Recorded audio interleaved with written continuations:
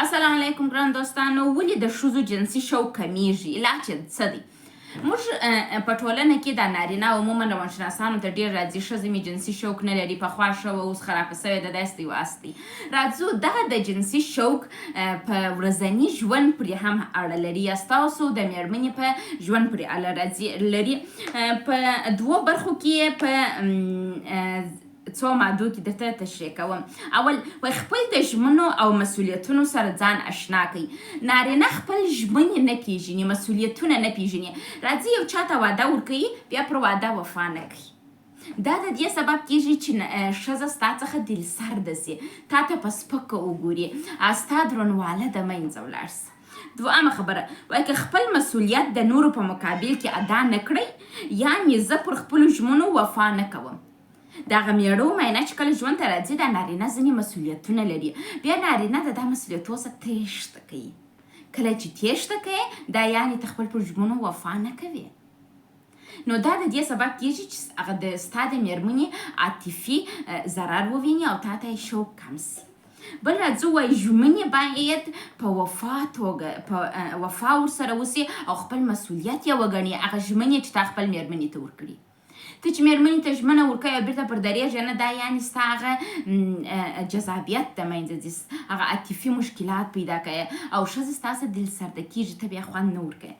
وایي ژمنې او مسؤلیت خپله نه اجرا کېږي چې اجرا سي، بلکې دا هره ورځ کار ته ضرورت لري چې تا مېرمنې ته هره ژمنه ورکړي، دا ستا مسؤلیت دی او خپل ژمنو ته به وفاداره پاته کېږي. راځه وایي دنیا کې دوه ډوله انسانان سته، یو چې ژمنه پیژني او یو چې ژمنه نه پیژني.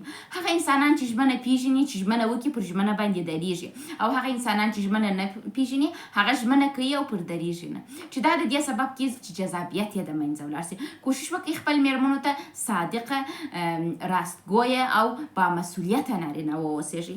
وایي ژمنه یو احساس نه دی چې ته وایې چې زه دا ژمنه کوم یا په احساس کې چې زړه غواړي چې وکړې پر ژمنه به درېږې. یو عمل دی چې باید اجرا سي، دا یو تصمیم دی چې باید مسؤلیت یې واخلې دغه تصمیم. راځو بله موضوع چې شته چې ښځه ستاسې دلسرده کوي او تا ته یې زړه نه غواړي چې شهوت در سره ولري یا هم جنسي رابطه ولري یا شوق یې ستا سره کم سي. بل علت یې دا دی وایي د ژوند مشکلاتو هدف انسان تفکر ته اړ کوي. وایي د ژوند د مشکلاتو هدف چې شي دی دا انسانانو تفکر ته اړوي. ته که په ژوند کې مشکلات ونه لرې، ناست یې، ژوند ډېر منظم روان یې، ته تفکر ته نه ځې، ته پیشرفت نه کوې. ژوند که ټول عمر یو رقم ولاړ وی پیشرفت هم منځته نه راتلي. نو ته میړه چې د مېرمنې سره واده کوې، کوشش وکړه چې ته د خپل مشکلاتو سره مبارزه وکړې، جنګ وکړې، تفکر ته ځان ودرې. داسې کار وکړه چې خپل مېرمنې ته دې ژمنې ورکړي یا ستا د مېرمنې په مقابل کې ستا کوم مسؤلیتونه الله جل جلاله رسول خدای درته ویلي هغه اجرا کړه، تر څو ته چېشته ورسېږې لکه یو سره زر خپل مېرمنې ته شخص پاته سي. راځو وایي که په دا باور یاست چې خلک بدلوي نو تاسو په لوی غټ اشتباه کې یاست. همیشه تاسو دا ولرئ چې تاسو خپل مېرمن نسئ بدلولی. ستاسو مېرمن 20 کاله په یو کورنۍ کې ژوند کړی دی، په 20 کاله یې شخصیت جوړ سوی دی. که ته غواړې په دې کې بدلون راولې 20 کاله ته ضرورت لري. همیشه کوشش به کوئ چې خپل مېرمنو ته تغییر ورکړئ. د مېرمنې تغییر ورکول د دې سبب کېږي چې هغه څخه یې شوق کم سي. څه رقم چې ستا مېرمن ده هغه رقم یې قبوله کړه.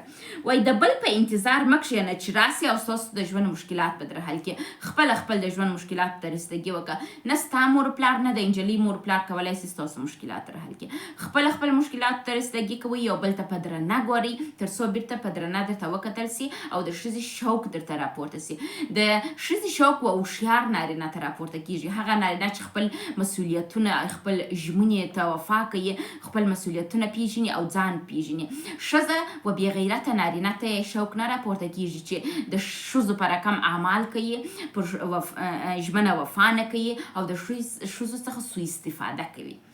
راځو وای دا ومنه چې مشکل تا کې دی. موږ همیشه انسانان دا مشکل لرو چې خپل مشکل نه وینو چې مشکلاتو سره مخ کېږو پر بل چا ورتپو میرمن مې داسې ده میرمن مې هسې ده میرمن مې هسې ده. نه خیر مشکل په تا کې دی خپل ځان کې تغییر راوله.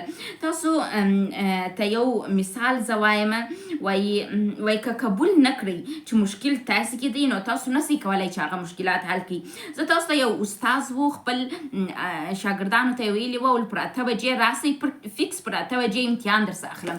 کله چې دی صنف ته راغلی بعض شاګردان راغلي وه بعضې نه و راغلي نو ده د ځان ته وویله ولا دا مشکل په تا کې دی استاذه که ته چیرې په روزانه درس کې هره ورځ پر وخت وای ستا شاګردان امتحان ته پر وخت راتلل نو د په دې خته چې ته روزانه درس کې پر وخت نه یې راغلی ستا شاګردان ناوخته رالل سر د سبا څخه استاذ قانون چیدوي ولکه پر 8 بجې څوک و صنف ته راسي خو ښه تر ښه که رانسي زه یې صنف ته نه پرېږدم چې درس ته راسي. کله چې شاګردانو دا ولیدل چې ولا استاذ موږ بیا صنف ته نه پرېږدي او قرار دی موږ یو درس د لاسه ورکړو نو شاګردان پر وخت راتلل. مشترک ژوند هم دغه رقم دی. تاسو خپل میرمنو ته په ژمنو باندې وفاداري ښکاره کوئ خپل مسؤلیتونه واخلئ غوږونه کاڼه مه اچوئ مړې سترګې مه نیسئ تر څو ستاسو میرمن شوق یې تاسو ته در پورته سي. د ښځې جنسي شوق و مرد ته پورته کیږي نه و یو داسې شخص ته چې سوء استفاده کوي غوږونه مړه اچي سترګې مړې اچي لکه یو مړسترګی سپین سترګی شخص سوء استفاده کوي او سر نه خلاصي خپل د مسؤلیتونو سره. خپل مسؤلیتونه ومنئ او خپل مسؤلیتونو ته وفا وکړئ هغه په هر قیمت یې. مننه.